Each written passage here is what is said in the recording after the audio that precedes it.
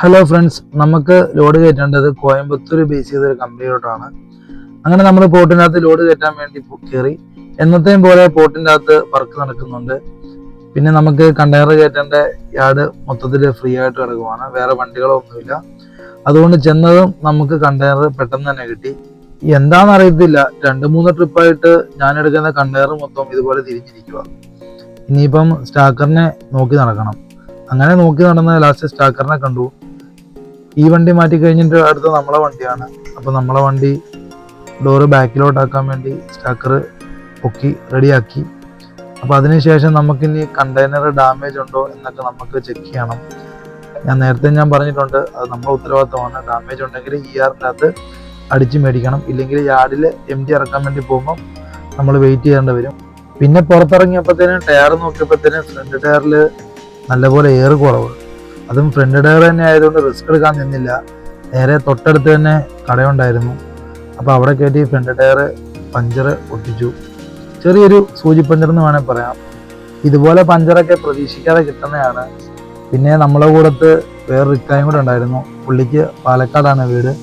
അവിടെ ഇറങ്ങാൻ വേണ്ടി നമ്മളെ കൂടത്തുണ്ട്. എന്നാൽ പിന്നെ വണ്ടി ഓടിച്ചോളാൻ പറഞ്ഞ് ഞാൻ ഇപ്പുറത്ത് കയറി നിന്നിട്ട് പുള്ളിയാണ് വണ്ടി ഓടിക്കുന്നത്. പിന്നെ പറയാണ്ടല്ലോ, റോഡിൽ ഫുള്ള് തിരക്ക്. എറണാകുളത്തിൽ നിന്ന് 1.5 മണിക്കൂർ കൊണ്ട് തൃശ്ശൂർ എത്തുന്ന നമ്മൾ ഇപ്പം 3 മണിക്കൂറായാലും എത്താത്ത അവസ്ഥയാണ്. പാലം പണിയാൻ വേണ്ടി ഫുള്ള് പൊളിച്ചിട്ടിരിക്കുക. അതിൻ്റെ ബ്ലോക്കാണ് നിങ്ങൾ ഈ കാണുന്നത്. അതെല്ലാം കഴിഞ്ഞ് പുള്ളീനെ ഇറക്കി വിട്ട് ഞാൻ പാലക്കാട് തന്നെ കിടന്നുറങ്ങി. പിന്നെ തമിഴ്നാട് കയറിയപ്പോഴത്തേനും നേരം വെളുത്തു. നല്ല മഞ്ഞ കാര്യങ്ങളൊക്കെ ആയിരുന്നു രാവിലെ തന്നെ ആയതുകൊണ്ട്. അത് കഴിഞ്ഞിട്ട് പിന്നെ LNT ബൈപ്പാസ് സിഗ്നല് കാര്യങ്ങൾ 2 സിഗ്നലാണ്. ഒന്ന് പൊള്ളാച്ചി സിഗ്നലും തൃച്ചി സിഗ്നലും. അത് പാസ്സാക്കാൻ ഭയങ്കര ബുദ്ധിമുട്ടാണ്. അതെല്ലാം കഴിഞ്ഞ് നമ്മൾ നേരെ കമ്പനിയിലെത്തിയപ്പോഴത്തേനും വേറെയും വണ്ടികളുണ്ടായിരുന്നു. അപ്പം അതെല്ലാം കഴിഞ്ഞ് നമ്മളടുത്ത് വണ്ടി വേ ബ്രിഡ്ജിലോട്ട് ലോഡ് തൂക്കാൻ പറഞ്ഞു. നമ്മൾ നേരെ വേ ബ്രിഡ്ജിലോട്ട് റിവേഴ്സാണ് ഇവിടെ കയറ്റേണ്ടത്. വേ ബ്രിഡ്ജിൽ റിവേഴ്സ് കയറ്റുമ്പം ശ്രദ്ധിച്ച് കയറ്റണം. അവിടെ 2 സൈഡിലും അവർ കോൺക്രീറ്റ് ഇട്ട് വാർത്ത് വെച്ചിട്ടുണ്ട്. അപ്പം അതിൻ്റെ അകത്ത് ടയർ കുറയുവാണെങ്കിലൊക്കെ ചിലപ്പോൾ ടയർ പൊട്ടാനൊക്കെ സാധ്യതയുണ്ട്. അപ്പോൾ അത് നമ്മൾ ശ്രദ്ധിച്ച് വേണം കയറ്റാൻ. അപ്പോൾ ഇവർ എല്ലാ ലോഡും ഇതുപോലെ നമുക്ക് മിക്ക കമ്പനികളിലും ലോഡ് തൂക്കേണ്ടി വരും. ഞാൻ ഇതിനു മുന്നേ എല്ലാ വീഡിയോയിലും പറഞ്ഞതുപോലെ തന്നെ എല്ലാ കമ്പനിയിലും പോയാലും എല്ലാ ലോഡും തൂക്കും. കാലിയും ലോഡും ഇവർ മസ്റ്റായിട്ട് തൂക്കും. ഇവർക്ക് അതിൻ്റെ ടെന്നേജ് കാര്യങ്ങളെല്ലാം കറക്റ്റായിട്ട് അറിയണം. അപ്പോൾ അതിനുശേഷം നമ്മളടുത്ത് ലോഡ് ഇറക്കാൻ വേണ്ടി വണ്ടി അകത്തോട്ട് കൊണ്ടുപോകാൻ പറഞ്ഞു.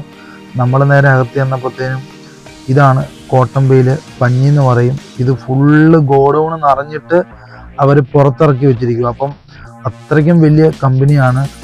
നമ്മളെ ലോഡ് റാംബയിൽ ഇറക്കാൻ വേണ്ടി പിടിച്ചു. അപ്പോൾ ലോഡ് ഇറക്കിക്കൊണ്ടിരിക്കുവാണ്. ഇത് ഗുജറാത്തിൽ നിന്ന് ഡയറക്റ്റ് വരുന്ന പഞ്ഞികളാണ്. മെഷീൻ്റെ അകത്ത് കയറ്റി നല്ല പ്രസ് ചെയ്ത് ഇത് ടൈറ്റ് ആക്കിയിട്ടാണ് ഇങ്ങനെ ഓരോരോ ബെയിലാക്കുന്നത്.